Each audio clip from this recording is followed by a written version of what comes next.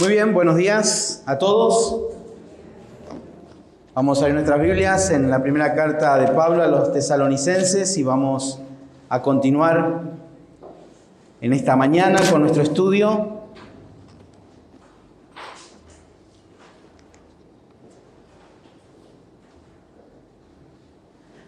El capítulo 4, versículo 13 comienza diciendo: tampoco queremos, hermanos, que ignoréis.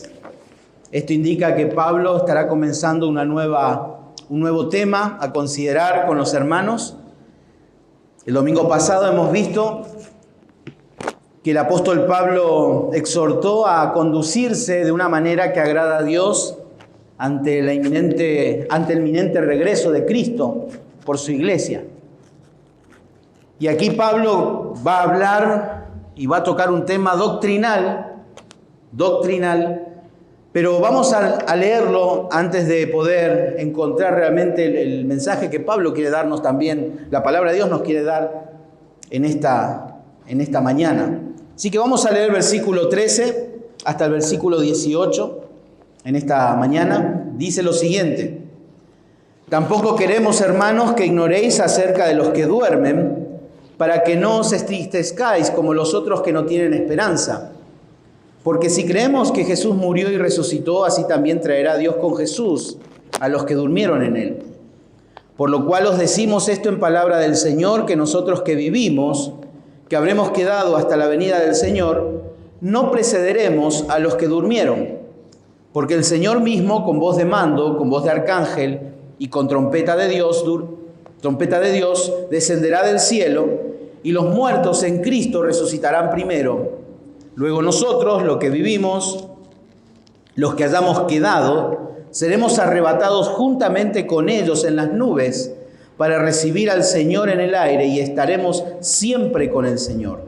Por tanto, alentaos los unos a los otros con estas palabras. Que el Señor bendiga su palabra en esta mañana. Y aquí Pablo en este pasaje estará en cierto modo corrigiendo la perspectiva que los tesalonicenses tenían de la muerte, para que ellos pudieran vivir el presente a la luz del regreso inminente del Señor Jesucristo. Estos hermanos estaban teniendo una inquietud con respecto a ciertas promesas que vamos a ver que Pablo ha instruido a la iglesia, pero en ellos ha surgido una preocupación, y justamente de aquellos hermanos que habían pasado por la muerte. Y aquí Pablo justamente estará tratando ese tema, corrigiendo la perspectiva que los tesalonicenses tenían de la muerte de sus hermanos ante el regreso inminente del Señor Jesucristo.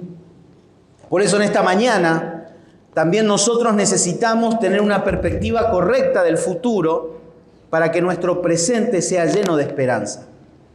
Ese es el mensaje para nosotros en esta mañana. Esa es la propuesta de las Escrituras para nosotros. Necesitamos tener una perspectiva correcta del futuro para que nuestro presente sea lleno de esperanza. Es necesario que nos coloquemos en tiempo y lugar y espacio de esta carta. Normalmente, siempre que se enseña el aspecto doctrinal de los eventos del futuro, la escatología, se utiliza 1 Tesalonicenses, 1 Corintios, Juan capítulo 14, como hemos leído hoy. Pero lo interesante de esos 3 capítulos, sus objetivos no son brindar información teológica solamente. El principal objetivo de esos 3 pasajes es alentar, es consolar. Fíjense Juan 14, cómo comenzamos la lectura hoy. ¿Se acuerdan? Lean Juan 14:1. ¿Alguien lo puede leer nuevamente?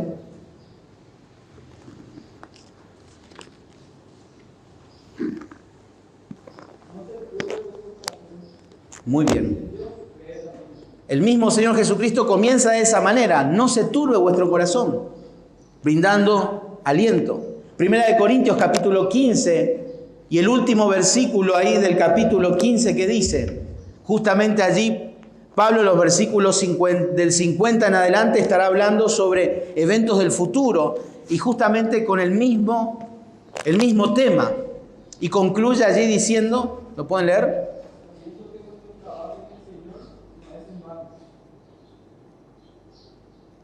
Fíjense, ahí está alentando a servir y decir, el trabajo que ustedes están haciendo no es en vano. Pablo nuevamente va a estar alentando a los hermanos. Y aquí justamente el carácter de esta porción también es para consolar, para animar. Tiene un tinte pastoral. Un tinte pastoral. Fíjense el versículo 13 que comienza diciendo, tampoco queremos, hermanos, que ignoréis acerca de los que duermen, para que no os entristezcáis como los otros que no tienen esperanza. Y el versículo 18 concluye diciendo, por tanto, alentaos los unos a los otros con estas palabras. Por lo tanto, el objetivo de Pablo en esta carta, y este pasaje tan conocido y que despierta mucha curiosidad, tiene un objetivo principal. Y el objetivo principal es alentar, consolar a los hermanos. ¿Quiénes hermanos? Los tesalonicenses. ¿Por qué? Ellos estaban inquietos por ciertas instrucciones que Pablo ya le había dado a ellos. Ya le había dado a ellos. Por lo tanto, necesitamos tener una perspectiva correcta. Una perspectiva correcta. Bueno, entonces, pensando en este futuro y en el presente que estamos viviendo, necesitamos de una verdadera esperanza. Hoy día estamos muy preocupados por diferentes cosas. Pero realmente necesitamos tener una perspectiva correcta del futuro que nos aguarda. ¿Para qué? Para que nuestro presente tenga sentido. Tenga sentido. Es interesante porque Pablo comienza hablando de la santidad al principio y luego va a hablar de la esperanza.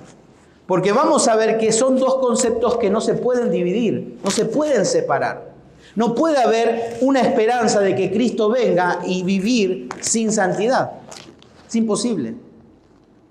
Pero tampoco se puede vivir una vida santa sin tener una esperanza correcta, bíblica, por la cual anhelamos y esperamos. Por eso las instrucciones de Pablo en esta primera parte. Y luego va a concluir nuevamente con más instrucciones. Más instrucciones. Por lo tanto, debemos entender la esperanza bienaventurada para vivir un presente sin desesperanza.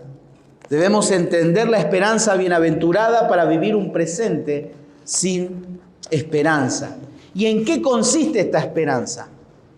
Bueno, vamos a través de la palabra de Dios encontrar allí justamente 4 enseñanzas que nos ayudarán a entender, como Pablo dice en Tito, esta esperanza bienaventurada.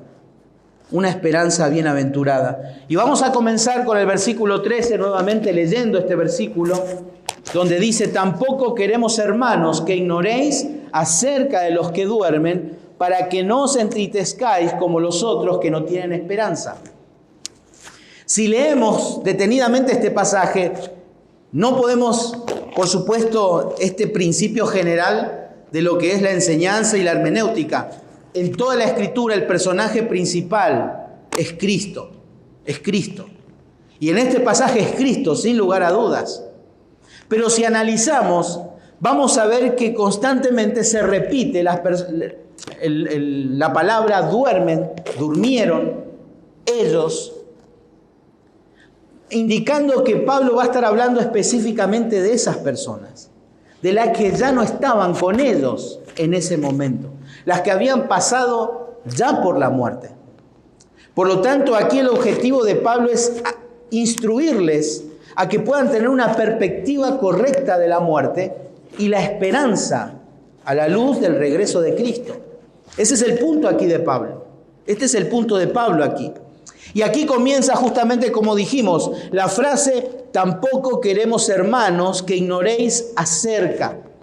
Cuando Pablo normalmente escribe en sus cartas, por ejemplo, en 1 Corintios capítulo 10, en Romanos capítulo 13, este concepto justamente de tampoco queremos, hermanos, que ignoréis, es porque Pablo quiere introducir un tema.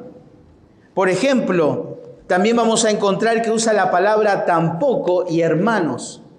Fíjense en el capítulo 2 de esta carta de 1 Tesalonicenses. versículo 1 dice, porque vosotros mismos sabéis, hermanos, cada vez que Pablo dice hermanos, es porque él quiere introducir un tema, él quiere enseñar una verdad. Versículo 9 del mismo capítulo, dice allí, porque os acordáis, hermanos, nuevamente va a introducir otro tema. Capítulo 3, versículo 7. Dice también allí, por ello, hermanos, en medio de toda nuestra necesidad de aflicción, fuimos consolados. Capítulo 5, versículo 1. Pero acerca de los tiempos y de las ocasiones, no tenéis necesidad, hermanos, de que yo os escriba, porque vosotros sabéis. Y ahí comienza a hablar y exponiendo otro tema. Pablo quiere exponer y dejar en claro que lo que va a decir a continuación es algo muy, muy importante. Y aquí les dice, hermanos, tampoco queremos, hermanos, que ignoréis. Evidentemente aquí Pablo les dice que ellos eran ignorantes, pero justamente esta ignorancia no se refiere a la capacidad de conocer. No es que eran personas que no tenían la capacidad de poder adquirir conocimiento. Aquí lo que Pablo está hablando es el hecho que les faltaba cierto conocimiento. Cierto conocimiento. Esta ignorancia justamente no es por culpa de los tesalonicenses mismos, sino podríamos decir que es por la partida repentina de los misioneros, ¿se acuerdan? Ellos tuvieron que partir de una manera imprevista y mucha de la enseñanza que ellos ya habían impartido no fue completa. Y como habíamos leído en el capítulo 3, versículo 10, Pablo anhelaba volver a verlos para completar lo que falta a vuestra fe. Entonces, esa era la situación de estos hermanos. Ellos, sin lugar a dudas, podríamos decir, estaban rengos espiritualmente. Pero sabían perfectamente de que Cristo iba a volver. Ellos no eran totalmente ignorantes hasta esta verdad. Fíjense en el capítulo 1, versículo 10. Dice, y esperar de los cielos a su Hijo, al cual resucitó de los muertos, a Jesús, quien nos libra de la ira venidera. Versículo 9. Porque ellos mismos cuentan de nosotros la manera en que nos recibisteis y cómo os convertisteis de los ídolos a Dios para servir al Dios vivo y verdadero y esperar. Estos hermanos conocían, pero no en su totalidad, esta verdad de que Cristo iba a venir por ellos. Pablo evidentemente les había enseñado desde el principio esto. Fíjense en la segunda carta de Tesalonicenses, capítulo 2, versículo 1. Dice allí, pero con respecto a la venida de nuestro Señor Jesucristo y nuestra reunión con Él, os rogamos, hermanos, nuevamente esa expresión, que no os dejéis mover fácilmente de vuestro modo de pensar, ni os conturbéis ni por espíritu, ni por palabra, ni por carta como si fuera nuestra, en el sentido de que el día del Señor está cerca. Nadie os engañe en ninguna manera, porque no vendrá sin que antes venga la apostasía y se manifieste el hombre de pecado, el hijo de perdición. Versículo 5. ¿No os acordáis que cuando yo estaba todavía con vosotros os decía esto? Claramente indica que Pablo ya los había instruido. Ellos ya tenían un conocimiento, pero no era un conocimiento completo. Ellos tenían conocimiento del retorno de Cristo. Ellos tenían un conocimiento de un juicio final. Fíjense en el capítulo 2 de 1 Tesalonicenses, versículo 16. 2:16. Dice, impidiéndonos hablar a los gentiles para que estos se salven, así colman ellos siempre la medida de sus pecados, pues vino sobre ellos la ira hasta el extremo. Luego en el capítulo 2, versículo 12 también, dice, y os encargábamos que anduvieseis como es digno de Dios, que os llamó a su reino y gloria. Sin lugar a dudas, ellos tenían un conocimiento del reino, de un juicio y del regreso de Cristo. Por lo tanto, ellos no eran ignorantes totalmente, ellos tenían cierto conocimiento. Pero la situación que se presentó, ellos tuvieron que marcharse. Y como acabamos de ver justamente, algunos que creían que el pronto retorno de Cristo hacía innecesario, vimos la semana pasada, vimos personas que no querían trabajar. El hermano Baldín nos habló acerca de personas que no querían trabajar. ¿Por qué no querían trabajar? Justamente por una mala interpretación del regreso de Cristo. ¿Para qué vamos a trabajar si Cristo viene? Entonces ellos dijeron, no lo vamos a hacer. Bueno, Pablo por esa razón y ese malentendido era necesario que él instruyese completamente esta verdad. Pero ahora justamente Pablo en este pasaje que consideramos hoy en el versículo 13 podemos ver un segundo malentendido. ¿Cuál es el malentendido? ¿Qué pasa con los creyentes que fallecen antes de la llegada de Cristo? Ellos ya tenían conocimiento de que Cristo venía, de que hay un juicio, pero todos nuestros hermanos que fallecieron en este tiempo, ¿podrán ellos disfrutar de esta bendición de que Cristo un día va a venir por nosotros como iglesia? Esa es la pregunta, esa es la inquietud que ellos tienen. Por eso, esta esperanza bienaventurada, en primer lugar, la primera enseñanza que necesitamos también nosotros entender para tener un presente sin desesperanza, es justamente un enfoque correcto de la muerte. Un enfoque correcto de la muerte. Porque aquí justamente Pablo les dice, tampoco queremos, hermanos, que ignoréis acerca de los que duermen, para un propósito. Dice allí, para que no entristezcáis como los otros que no tienen esperanza. El sujeto que podemos decir en esta oración son los que duermen. Y justamente aquí Pablo va a utilizar una palabra, un recurso literario llamado el eufemismo. Y uno dice, ¿por qué Pablo va a usar un eufemismo?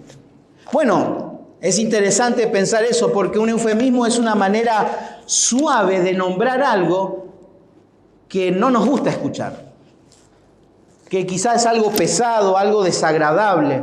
Entonces una persona usa un eufemismo y para no hablar de muerte, Pablo utiliza el término duermen. Y esto es muy importante en aquellos días. Todos nosotros, la mayoría de nosotros hemos crecido en una cultura católica. Y el catolicismo enseña acerca justamente de que el alma y el cuerpo duermen de una manera inconsciente, esperando que un día decida Dios resucitarlo. Ahora, justamente Pablo utiliza una expresión que en el mundo judío era muy común. Tanto en 1 de Samuel y en Génesis encontramos justamente este término dormir. Yo les leo un ejemplo, Génesis 47:30, cuando dice, mas cuando duerma con mis padres, dice, me llevarás de Egipto y me sepultarás en el sepulcro con ellos. Y José respondió, haré como tú dices, hablando de su papá Jacob. Ya utilizaban el término dormir, duermen. Pero en el Nuevo Testamento, justamente a menudo la muerte de los creyentes es comparada con dormir. Un ejemplo, Mateo 27:52. Si me acompañan, vamos a buscar allí y leer. Mateo 27:52. Es interesante también porque la palabra cementerio quiere decir lugar para dormir. Así si quieren ir a dormir una siesta hoy, pueden ir al cementerio. Pero la palabra quiere decir eso, lugar para dormir. Ese es el concepto que se tiene. Mateo 27:52 dice, y se abrieron los sepulcros y muchos cuerpos de santos, ¿cómo dice? Que habían dormido, se levantaron. Se habían levantado, se abrieron los sepulcros. Menos mal que está esa frase, porque si no, solamente diría, y muchos de los santos que habían dormido se levantaron, van a decir, capaz se van a dormir una siesta, no tenían dónde dormir. Pero menos mal, se abrieron los sepulcros. Juan capítulo 11, famoso pasaje de la resurrección de Lázaro. Juan 11, versículo 11. Dicho esto, les dijo después, nuestro amigo Lázaro duerme, versículo 11, nuestro amigo Lázaro duerme, mas voy para despertarle, dice el Señor. Versículo 12, dijeron entonces sus discípulos, Señor, si duerme sanará. Pero Jesús decía esto de la muerte de Lázaro, y ellos pensaron que hablaba del reposar del sueño. En Apocalipsis capítulo 14 y 13 habla justamente de los que descansan de sus labores. Hechos capítulo 7 versículo 60. Pueden buscar también allí Hechos capítulo 7 versículo 60. Y dice allí, y puestos de rodillas, clamó a gran voz, Señor, no les tomes en cuenta este pecado. ¿Se acuerdan, Esteban? Y habiendo dicho esto, durmió. A la luz de las Escrituras, siempre podemos ver que este término solo es usado referido al cuerpo, no al alma, al cuerpo. Al cuerpo que está en espera justamente de una resurrección. Y la Biblia específicamente no habla de una inconsciencia del alma. La Biblia nos enseña que el cuerpo duerme, pero que la mente no. El alma no. Nosotros somos personas compuestas de dos partes. Una parte inmaterial y una parte material. Cristianos se disputan entre si somos tripartitos o bipartitos. Ese no es el tema, pero sí somos de dos partes, material e inmaterial. Las Escrituras dejan en claro que el cuerpo, la parte material, duerme. ¿Y la inmaterial? ¿Qué dice las Escrituras?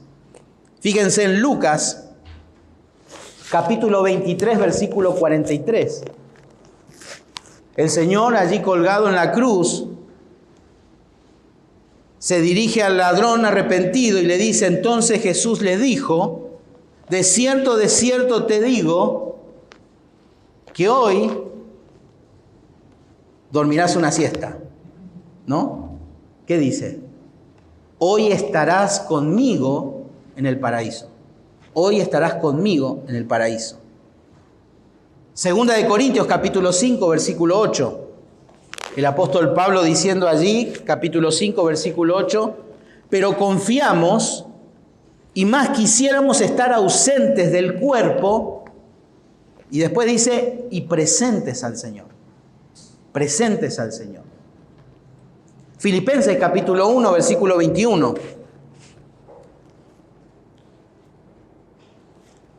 Dice, porque para mí el vivir es Cristo y el morir es ganancia. Versículo 23. Porque de ambas cosas estoy puesto en estrecho, teniendo deseo de partir y estar con Cristo. Y después dice, lo cual es muchísimo mejor. No sé qué hacer, dice Pablo. No sé si estar con ustedes o estar con Cristo, porque eso es muchísimo mejor. Otro pasaje para que podamos entender un poco más, Lucas capítulo 9, versículo 30 y 31, ¿se acuerdan la transfiguración? Y en el versículo 30 dice, y he aquí dos varones que hablaban con él, los cuales eran Moisés y Elías, quienes aparecieron rodeados de gloria y hablaban de su partida que iba Jesús a cumplir en Jerusalén. Para echar un poco más de luz a esta verdad, Apocalipsis 6, versículo 11. Por lo tanto, dice allí, este pasaje, y se les dieron vestiduras blancas, y se les dijo que descansasen todavía un poco de tiempo, hasta que se completara el número de sus consiervos y sus hermanos, que también, fíjense, que también habían de ser muertos ¿Como quién? Como ellos. ¿A quiénes son ellos? Los que recibieron las túnicas blancas y los que recibieron una instrucción. Quédense ahí tranquilos, esperen hasta que los otros, sus siervos, sus compañeros se mueran. Ahí, para eso uno tiene que estar despierto, para escuchar, ¿no? Bueno, las Escrituras nos habla de que la parte inmaterial está despierta. Está despierta. Por lo tanto, la muerte para un creyente es partir para estar con Cristo. Esa es la muerte para el creyente. Esa es la muerte para el creyente. Y en la Escritura la muerte no es una extinción. No es eso. La muerte es una separación donde Dios, en un acto de soberanía y de poder, separa la parte inmaterial de la parte material. Solamente Dios lo puede hacer. Porque Dios quita y Dios da. Dios quita y Dios da. Solamente Él lo puede hacer. Ahí en Santiago 2:26 dice, porque como el cuerpo sin espíritu está muerto.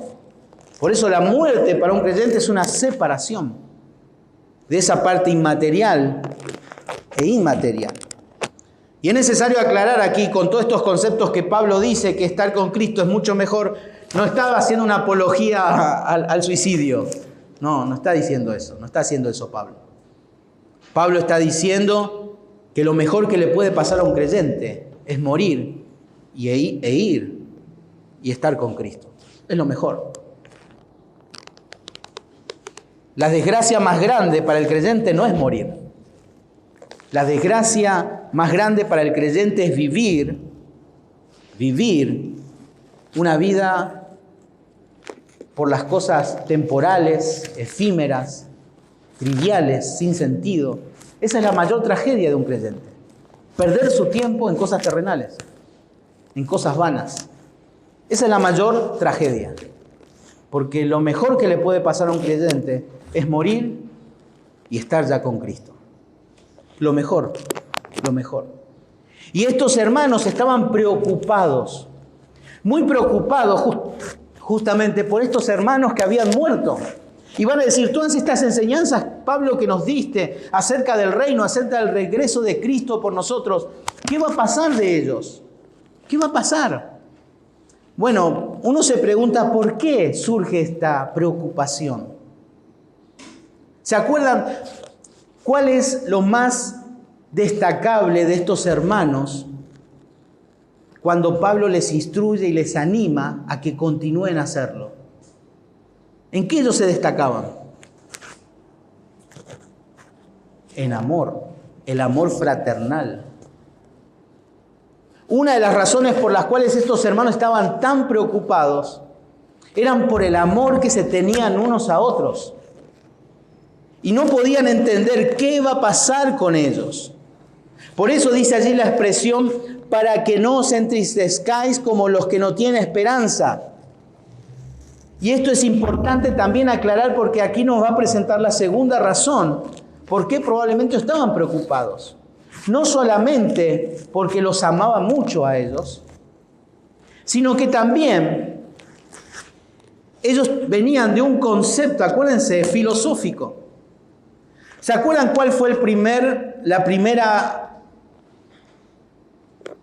que Pablo quería corregir en la vida de los tesalonicenses? ¿Se acuerdan? La inmoralidad sexual. ¿Por qué razón? Porque ellos traían de esa vida vieja ese tipo de conducta. Ahora Pablo va a hacer lo siguiente. En aquel contexto, la muerte era un tema muy serio para las personas. Nosotros normalmente, quizás en un velorio, hablamos o predicamos este pasaje y comparamos con las personas que no tienen a Cristo. No tienen la esperanza de que van a ir al cielo.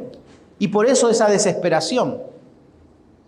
Pero no es tan así. Ellos creen que tienen la oportunidad de que pueda cambiar el destino eterno de ellos a través de los rezos. Pero el concepto que Pablo aquí quiere hablarles de esto, no está hablando de lo que nosotros entendemos hoy, por los que no tienen esperanza. ¿Se acuerdan Efesios capítulo 2, versículo 12, cuando dice que los gentiles están sin Cristo y sin esperanza. Ellos creían en la aniquilación. Para ellos, una vez que uno muere, se terminó todo. Se terminó todo.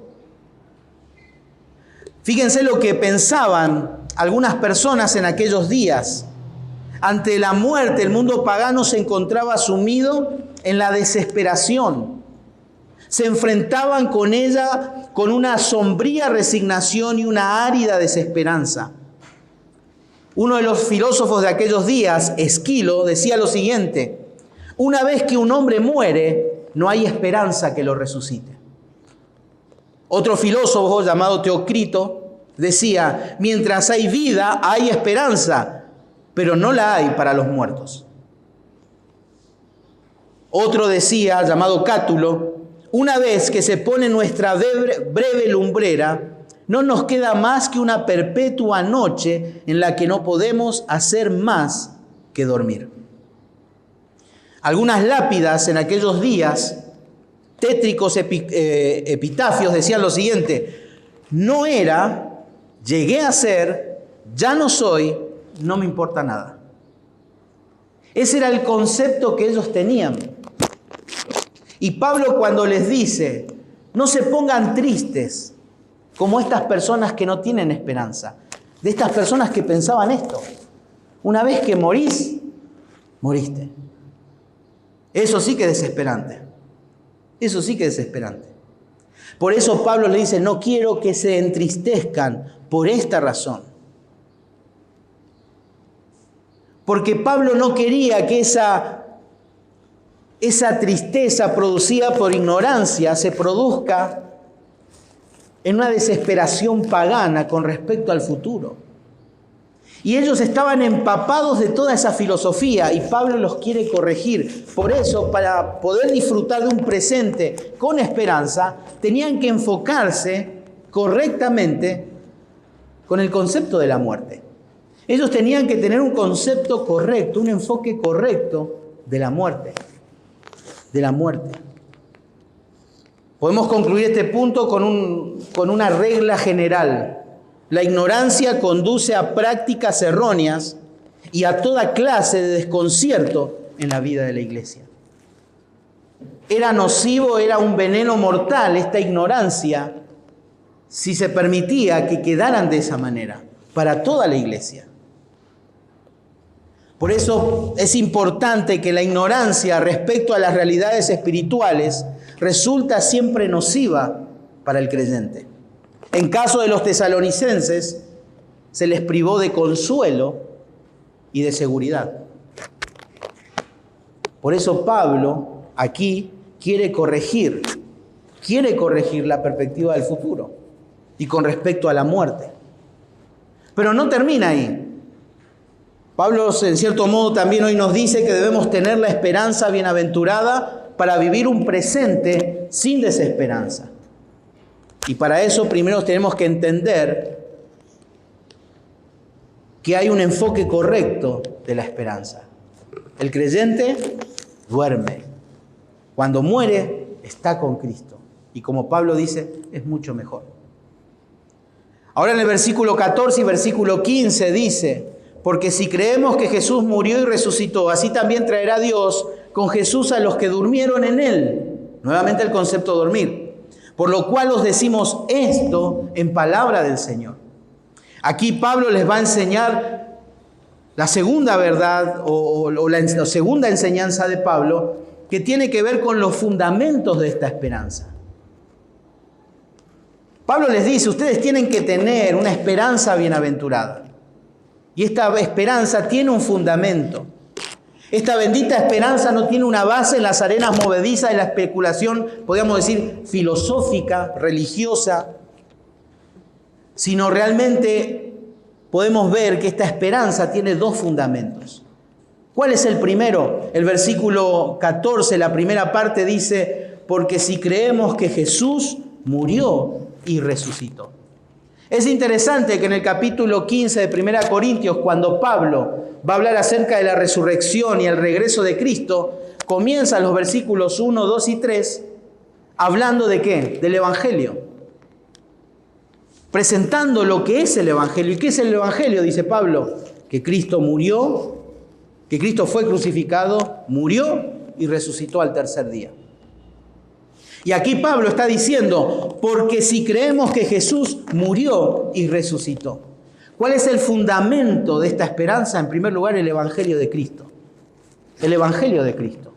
Aquí justamente la conjunción sí, donde dice, porque si creemos, no sugiere ninguna incertidumbre, ninguna duda. Nada de eso. Sino lo que está presentando es una secuencia lógica de la situación. Aquí la expresión, si creemos que Jesús murió y resucitó, no es condicional. Esto no es una condición. Es más bien una afirmación, y esto se podría leer de la siguiente manera. Puesto que creemos que Jesús murió y resucitó. Esa es la manera que deberíamos leer este pasaje. Puesto que creemos que Jesús murió y resucitó. Y los creyentes de Tesalónica justamente no dudaban de esta verdad. Para nada. ¿A quiénes esperaban de los cielos? Al Dios vivo y verdadero. Ellos tenían este conocimiento. Pero la declaración justamente simple aquí del apóstol resume toda la riqueza de la obra expiatoria de Cristo. De toda la obra de Cristo en la cruz. Y provee justamente el fundamento necesario para que un día la iglesia pueda ser reunida con todos los santos. No nos olvidemos que la muerte de Cristo satisfizo todas las demandas de la santidad y de la justicia de Dios. La Biblia dice que Dios es luz y en Él no hay tinieblas. Entonces, ¿cómo alguien puede reunirse con el Señor cuando Él es luz? Él es santo. Por eso el fundamento de esta esperanza es el Evangelio de Cristo. Segunda de Corintios 5:21, pasaje conocido, dice, al que no conoció pecado, por nosotros lo hizo pecado, para que nosotros fuésemos hechos justicia de Dios en Él, en Cristo. Fuimos declarados justos. Por eso el día que Cristo venga por nosotros y nos reciba en las nubes, desde ahí ya podemos estar ante Él, porque fuimos declarados justos por medio de la fe en Cristo Jesús. Y es importante que Pablo justamente no usara la metáfora aquí de dormir. Es interesante eso, ¿no? Cuando habla de los muertos, dicen que duermen. Pero aquí en el versículo 14 dice, porque si creemos que Jesús murió. ¿Por qué no dice durmió?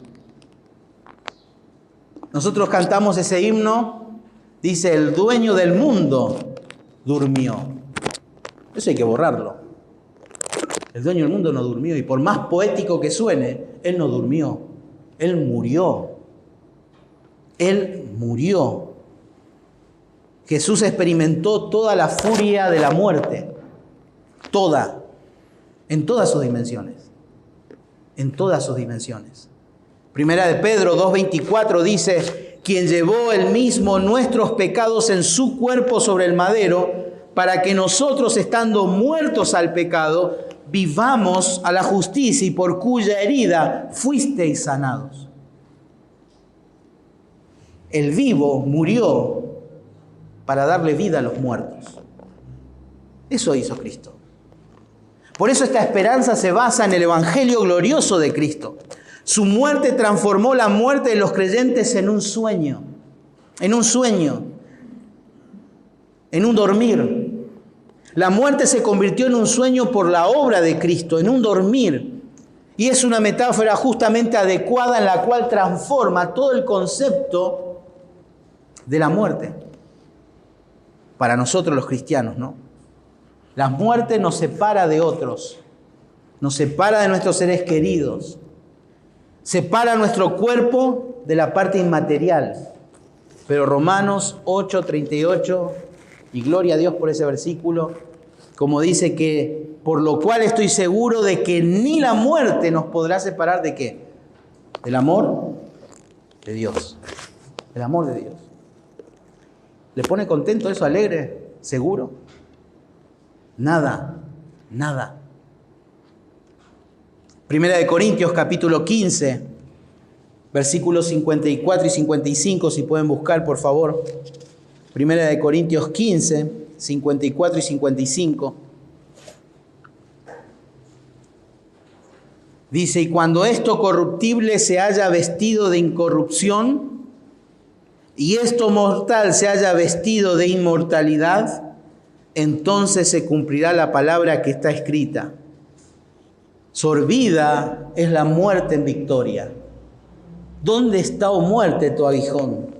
¿Dónde, oh sepulcro, tu victoria? Ahí sorbida es la palabra sorbete, ¿no? La conocemos. En cierto modo, ¿qué está diciendo allí Pablo? La muerte fue tragada por Cristo. La muerte fue tragada, se la comió. Eso hizo Cristo en la cruz del Calvario. Y dice, ¿dónde está, oh muerte, tu aguijón? ¿Dónde está, oh sepulcro, tu victoria? Esa es nuestra esperanza por la cual, porque Cristo ya venció a la muerte y asumió todo lo espantoso y terrorífico de la muerte, Cristo lo asumió para quitarlo de nosotros y darnos una esperanza, un enfoque correcto de la muerte. Y este es uno de los fundamentos. Luego dice también el pasaje, y resucitó. La resurrección de Cristo indica que el Padre aceptó el sacrificio. Filipenses capítulo 2, versículo 8. Si me acompañan, por favor. Filipenses 2:8. Hablando de Cristo y su humanidad. Y estando en la condición de hombre, se humilló a sí mismo, haciéndose obediente hasta la muerte y muerte de cruz. Por lo cual Dios también le exaltó hasta lo sumo. Fue obediente hasta la muerte y muerte de cruz. Y lo exaltó hasta lo sumo. Eso habla de su glorificación, de su exaltación, de su resurrección. Romanos capítulo 4, versículo 25 dice, el cual fue entregado por nuestras transgresiones y resucitado para nuestra justificación. La resurrección de Cristo prueba que Él conquistó el pecado, conquistó a la muerte y se hizo la fuente de la vida de resurrección para todos nosotros, los cristianos. Para todos. Primera de Corintios 6:14. Si me acompañan, primera carta a los Corintios, capítulo 6, versículo 14, y dice... Y Dios que levantó al Señor, fíjense, también a nosotros nos levantará con su poder. El mismo poder que resucitó al Señor de la tumba, el día, si experimentamos la muerte, el mismo poder nos va a resucitar a nosotros. El mismo poder. Primera de Corintios capítulo 15, versículo 20. Mas ahora Cristo ha resucitado de los muertos, dice el versículo 20. Cristo ha resucitado de los muertos. Primicias o los primeros frutos de los que durmieron es hecho. ¿Qué quiere decir esto? Pero Lázaro resucitó primero que él. No, aquí está hablando de los que resucitaron para no volver a experimentar la muerte. Lázaro después experimentó otra vez la muerte. Aquí está hablando de aquellos que fueron resucitados solamente hasta ahora Cristo para no volver a morir. Y Él es el primer fruto, dice. Porque por cuanto la muerte entró por un hombre, también por un hombre la resurrección de los muertos. Porque así como en Adán todos mueren, también en Cristo todos serán vivificados. Pero cada uno en su debido orden. Cristo las primicias, luego los que son de Cristo en su venida. En su venida.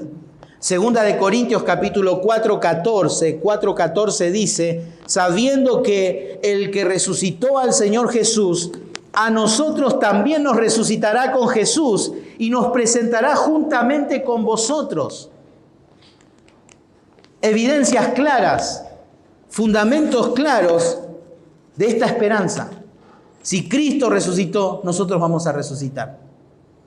Y Pablo puede concluir aquí sabiendo que Dios lo va a resucitar y lo va a llevar a la presencia de Jesús. Y Dios va a tratar a todos los que murieron en Cristo, a todos nuestros seres queridos que murieron en Cristo, los va a tratar de la misma manera que los trató a Jesús, resucitándolos. Es promesa del Señor. Es promesa del Señor eso. Por eso la resurrección de Cristo es fundamental. Es fundamental. El cristianismo se demora si le quitamos la resurrección de Jesús, porque es un elemento esencial de la fe. Romanos 10:9 dice que si confesares con tu boca que Jesús es el Señor y creyeres en tu corazón, ¿qué cosa? Que Dios le levantó de los muertos, serás salvo. La resurrección de Cristo. De modo que la expresión aquí siguiente debió traer un alivio tremendo a estos hermanos. Ahí en 1 Tesalonicenses, versículo 14, cuando dice, porque si creemos que Jesús murió y resucitó, así también traerá Dios con Jesús a los que durmieron en Él. Dios va a tratarnos, si es que pasamos por la muerte, y con todos aquellos que ya han pasado por la muerte, nos tratará como a Cristo trató, resucitándonos. Amén por eso. Resucitando. Por eso nuestra confianza no es una cuestión, es una cuestión de fe. Creemos que Jesús murió y resucitó. Pero para esto no se trata de una fe ciega. Se trata de pruebas, como dice Hechos, indubitables. Hay evidencia. Cristo resucitó. Cristo resucitó. Necesitamos estar convencidos de esa verdad. Convencidos. Cuando las personas nos preguntan, ¿cómo puedes demostrar que tu Dios está vivo? Vos le tenés que preguntar, dame evidencias de cómo yo puedo saber de que mi Dios está muerto. Que te lo demuestre. Porque no hay forma. No hay forma. Y Pablo dice que el fundamento de esta esperanza es el Evangelio. Pero también dice el versículo 15, por lo cual os decimos esto en palabra del Señor. En palabra del Señor. Esto no es especulación de Pablo, no se le ocurrió o lo escuchó de otro. Aquí dice esto es palabra del Señor. Esto tiene un tono autoritativo justamente de un escritor inspirado que revela lo que Dios le ha mostrado. No sabemos muy bien a qué palabra del Señor se refiere. No sabemos si es alguna enseñanza que el Señor dio en los evangelios o en algo que no está registrado y que ahora Pablo lo registra. O quizás fue algo que el Señor mismo se lo reveló cuando fue arrebatado al tercer cielo. No lo sabemos. No lo sabemos. Podemos especular, pero más allá de todo eso y cómo haya sido, Pablo se basa que la autoridad de esto es la misma enseñanza del Señor. La misma enseñanza del Señor. Y es interesante como Pablo dice aquí que nosotros que vivimos, que habremos quedado hasta la venida del Señor, no precederemos a los que durmieron. Nuevamente, el punto, durmieron. Esa inquietud en la mente de los lectores. Y es interesante aquí porque esta verdad afectó tremendamente al apóstol Pablo. Fíjense, Pablo estaba tan expectante que dice acá, por si llegamos nosotros a pasar por la muerte. En ningún momento dice eso. Pablo dice que nosotros que vivimos. Eso que indica que Pablo estaba expectante a que cualquier momento Cristo venga por la iglesia. Y él allí expectante a todo eso. Eso quiere decir que él vivía ese momento. Yo les cito 1 Corintios 7:29. Pablo decía, pero esto digo, hermanos, que el tiempo es corto. El tiempo es corto. 1 Corintios 16:22 dice, el que no amare al Señor Jesucristo sea anatema. El Señor viene. El Señor viene. Filipenses capítulo 4, versículo 5 dice: vuestra gentileza sea concedida de todos los hombres. El Señor está cerca. Esa era la mentalidad, la perspectiva y el presente del apóstol Pablo. Él no se veía muerto. Y eso que pasó, y pasó por el umbral de la muerte, y el Señor no se lo llevaba. Pero dice, el Señor viene. Este evento lo cautivaba, afectaba su presente. Por eso esta esperanza bienaventurada lo hacía vivir un presente sin desesperanza. Y Pablo estaba constante. La iglesia primitiva se saludaban. ¿Se acuerdan de qué manera? Maranata, el Señor viene. Maranata, el Señor viene. Y realmente esto tiene que alentarnos y nos tiene que animar, hermanos. Nos tiene que animar. Porque vivimos situaciones difíciles diariamente. Ahora, problema económico. Bueno, cuando estamos desanimados, el Señor viene.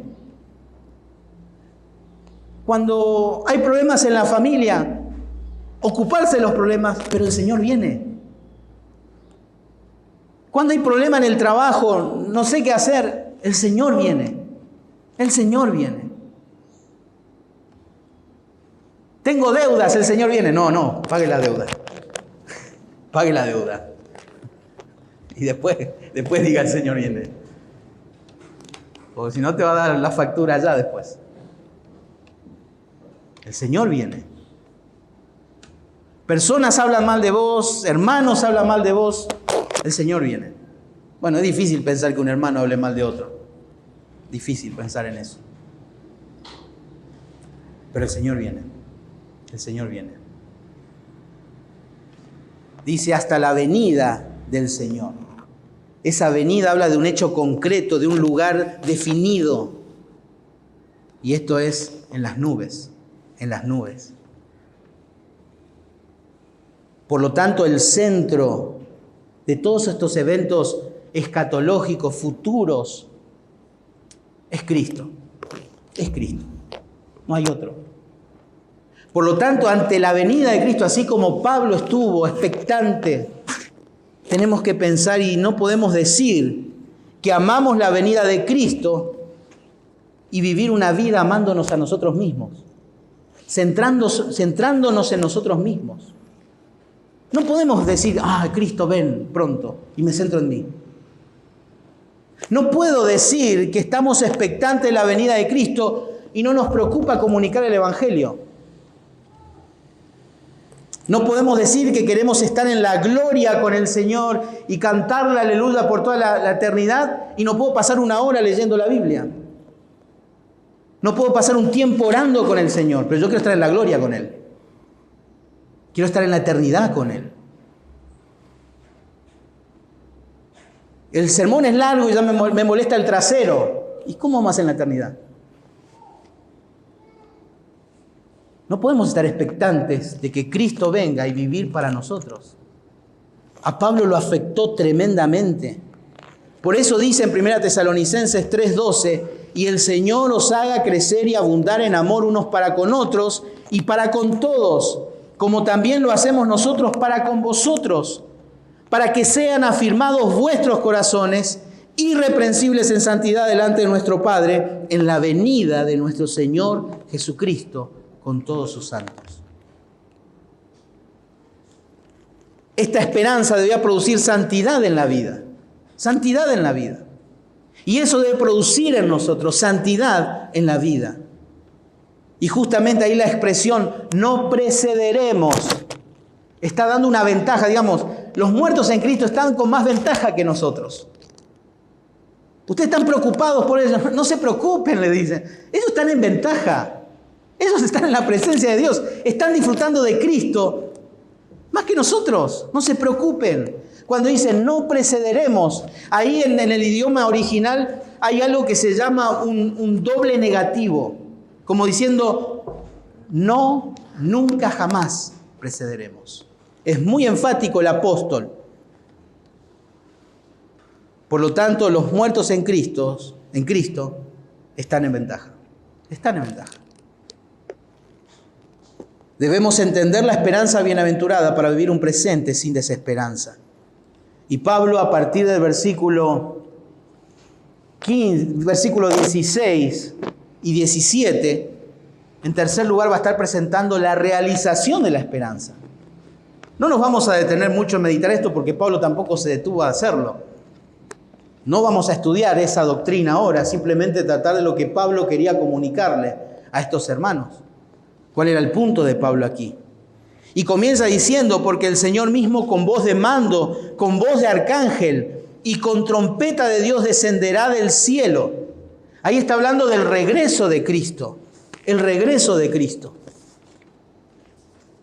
Dice, porque el Señor mismo, Él no va a mandar a un heraldo, un emisario, un representante, un embajador. Él mismo es responsable de que va a venir. Y dice, con voz de mando, con voz de arcángel y con trompeta de Dios. Esto está hablando del carácter autoritativo de una gran voz. Acuérdense, ¿cuál es el punto de Pablo aquí? Pablo quiere despertar, quiere instruirle, a darle una perspectiva correcta de la muerte a estos hermanos. Por lo tanto, aquí, ¿qué Pablo dice? Porque el Señor mismo con voz de mando, con voz de arcángel, con trompeta de Dios, descenderá del cielo y los muertos en Cristo resucitarán primero. ¿Se acuerdan Juan 11? Lázaro, ven fuera. Eso va a pasar. Lázaro, ven fuera. Justamente esta con voz de mando habla de una exclamación, de un gran grito de mando. Era una palabra del idioma griego clásico para hablar de la exclamación de un oficial que da orden a su tropa y a su tripulación. Esto está hablando de un tono de autoridad, habla de una nota de urgencia y que es digno de notar aquí que la voz del Hijo de Dios es vivificante. Primera de Pedro habla que su palabra da vida. Y esa voz de mando tiene que escuchar ¿quiénes? Los que están muertos en Cristo, los que duermen en Cristo. Y tienen que ser levantados. Juan capítulo 5, acompáñenme, versículo 25. Juan 5, 25.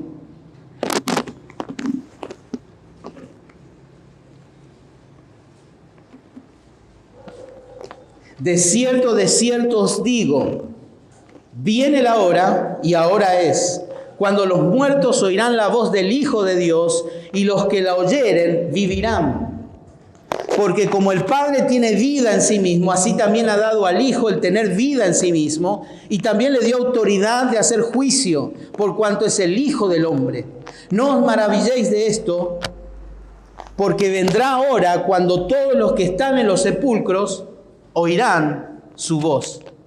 Y por lo tanto esta gran voz tiene un carácter angelical, tiene un carácter de solemnidad. Por eso habla de una gran trompeta. Cuando el rey, cuando Dios convocaba a su pueblo, cuando cualquier rey iba a emitir un gran mando, sonaba una trompeta. Primera de Corintios también nos habla de una trompeta. Las Escrituras no nos dan mucha luz de toda esa situación, pero sí sabemos que ese evento será algo tremendo, dramático, podríamos decir, para sus hijos. Para sus hijos. En consecuencia, el mandato definitivamente es el suyo propio. Es de Cristo mismo. Es con voz de mando y con voz de arcángel. Siempre se pregunta, ¿pero quién? ¿Un arcángel va a hablar? ¿Va a decir algo? Pero nuestro castellano dice acá con voz de arcángel. ¿Quién? El Señor. Y con trompeta de Dios descenderá del cielo. Este pasaje, como dijimos, no satisface toda nuestra curiosidad acerca de cómo será ese evento. Deja claro que Cristo despertará a los que durmieron en Él. A los que durmieron en Él. Y allí dice luego, no solamente el regreso, sino la resurrección. Y los muertos en Cristo resucitarán primero. Los muertos en Cristo, los que durmieron. Y luego dice el versículo 17, luego nosotros. Luego. Ahí habla justamente de un orden, que este evento tiene un orden. Después que ellos sean resucitados, dice, luego los que vivimos, Pablo se incluye, los que hayamos quedado seremos arrebatados juntamente con ellos en las nubes. Ahí usa la palabra rapto, arrebatar.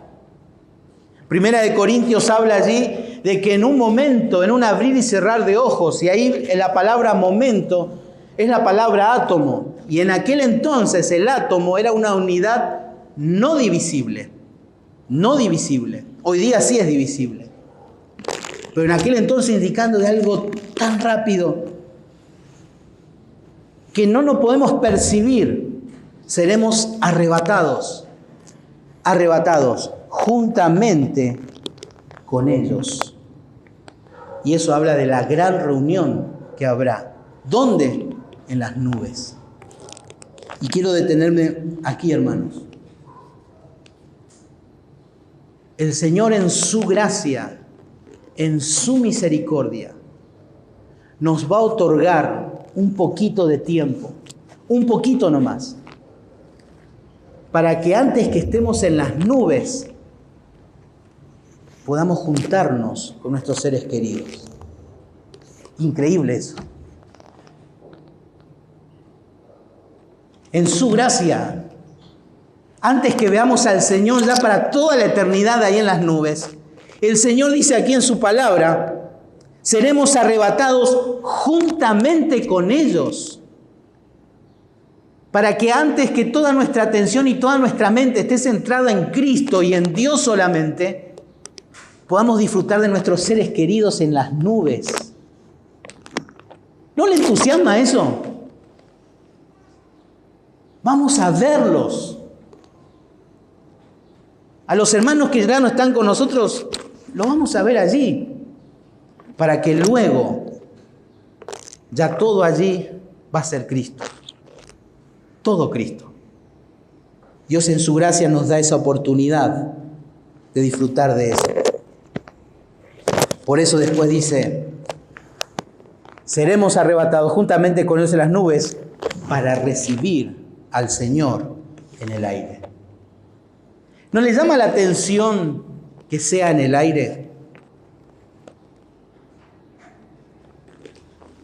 Cristo en todo momento quiere mostrar que Él es el conquistador. Efesios 2:2 dice, ¿quién es el príncipe de la potestad del aire? ¿Quién es? Satanás. Ahí Cristo, acá estoy, con todos mis santos, indicando quién es el conquistador, quién venció a la muerte, quién venció al pecado y quién derrotó en la cruz del Calvario a Satanás. Acá estoy con los míos, con mis coronas, con mis triunfos, para vivir toda la eternidad. Eso es bendito, bendito. ¿Cómo no vamos a vivir un presente sin desesperanza al tener todo esto que Pablo nos enseña aquí en las Escrituras? Porque el propósito final y glorioso de nuestra salvación es llevarnos a Dios. Primera de Pedro 3:18 dice, porque también Cristo padeció una sola vez por los pecados, el justo por los injustos, para llevarnos a Dios. Ese es el glorioso final y el propósito final del glorioso evangelio. Que todos los suyos vayan a Dios. Debemos entender la esperanza bienaventurada para vivir un presente sin desesperanza. Para eso necesitamos entender que hay un enfoque correcto de la muerte. Que la esperanza tiene fundamentos, pero también hay una realización de esa esperanza. Hay una realización de esa esperanza. Y Pablo concluye diciendo, versículo 18, por tanto, alentaos los unos a los otros con estas palabras. La exhortación, en cuarto lugar, la exhortación que demanda esta esperanza. Hay una exhortación para nosotros. El beneficio de entender el arrebatamiento no es llenar lagunas de conocimientos con respecto justamente a los eventos escatológicos. Pablo escribió para alentar. Pablo escribió para consolar. Pablo escribió para animar a los hermanos. Por lo tanto, esta verdad futura, esta esperanza, debe ser el vocabulario nuestro. Cristo viene. Cristo viene. Hebreos 10:25 dice: no dejando de congregarnos, como algunos tienen por costumbre, sino exhortándonos, y tanto más cuando veis que aquel día se acerca. Alentaos unos a otros. La magnitud, la prioridad que le da usted a este momento en el cual nosotros estamos reunidos, demuestra según las Escrituras, la prioridad que le da el reunirse como iglesia y el regreso de Cristo. Si a usted le afecta el regreso de Cristo como afectó a Pablo, este momento es prioritario. Es prioritario. Demuestra cuán importante para usted es ese momento. Que Cristo venga por su iglesia. Alentaos unos a otros. Cuando nos juntamos, ¿para qué hablamos? ¿Para hablar de Cristo? ¿Para hablar de las bendiciones que tenemos el día a día? ¿O nos juntamos para quejarnos, para hablar mal de otros, para los placeres propios de nosotros? ¿Para qué nos juntamos? Fuimos comprados por precio y un día Cristo vendrá por los suyos, por cada uno de los suyos. ¿Para qué nos juntamos? Alentaos los unos a los otros con estas palabras. Cada vez que nos veamos, no te olvides, Cristo viene. Cristo viene. Cuida tus palabras. Cuida tus placeres. Cuida tus pensamientos, porque Cristo viene. Y la única manera para poder tener un presente sin desesperanza es tener una perspectiva correcta de esa esperanza. La esperanza bienaventurada. Bienaventurada. Alentaos los unos a los otros. Esta tierna y fiel preocupación de los unos por los otros aumenta cuando contemplamos la venida de Cristo. La venida de Cristo. Y cuanto más cerca creemos de su venida, mayor es nuestra responsabilidad los unos de los otros. Si aún le cuesta aceptar los unos a los otros, piense en el regreso de Cristo. Porque así como alguien hoy oró y dijo que o estaremos en el tribunal de Cristo, todo eso se va a evaluar. Todo. Cada uno de nosotros. Y que estas palabras nos animen en nuestra vida. Algunos no querían trabajar, por eso Pablo les decía, ocúpense de vuestros negocios. Ahí Pablo decía, ocúpense de vuestros asuntos. Deje de pensar en los demás y piensen en ustedes. Eso Pablo le estaba diciendo ahí. Por eso la venida de Cristo debe afectar nuestro presente. Debe afectar. Y quiero decirles algo, hermano.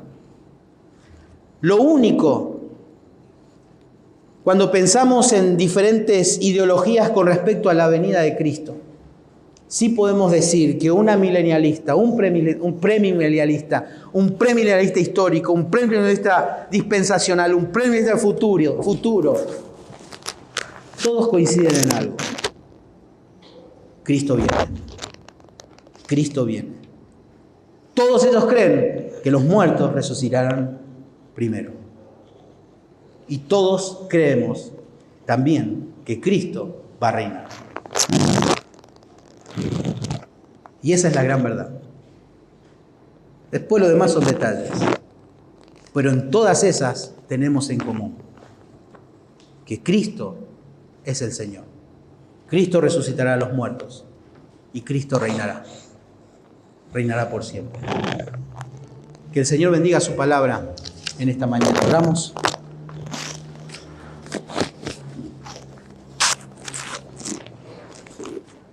Padre Celestial, te damos gracias en esta mañana por tu palabra. Gracias por mis hermanos, Señor, que hoy vinimos. Y a la luz de tu palabra podemos entender una verdad de que en cierto modo estamos queriendo experimentar y disfrutar ya de ese momento glorioso en cual nos vienes a rescatar, Señor, de toda la ira. Señor, gracias por darnos esperanzas en las Escrituras. Pero también queremos, Señor, pedirte que nos ayudes a vivir este presente, considerando cada minuto, cada hora, cada día, que tú vienes por nosotros, Cristo. Señor Jesús, gracias te damos por ese sacrificio en la cruz, por haber sufrido la muerte, con todo lo terrible que eso implica para darnos vida, Señor. Gracias, Jesús, por eso. Y Dios, te damos gracias porque tenemos la esperanza y la promesa de que si nos toca morir con todos nuestros hermanos que ya no están hoy, nos resucitará para encontrarnos con Cristo allí en las nubes. Padre, gracias por tu palabra. Gracias por la instrucción. En el nombre de Jesús, Señor, encomendamos este tiempo.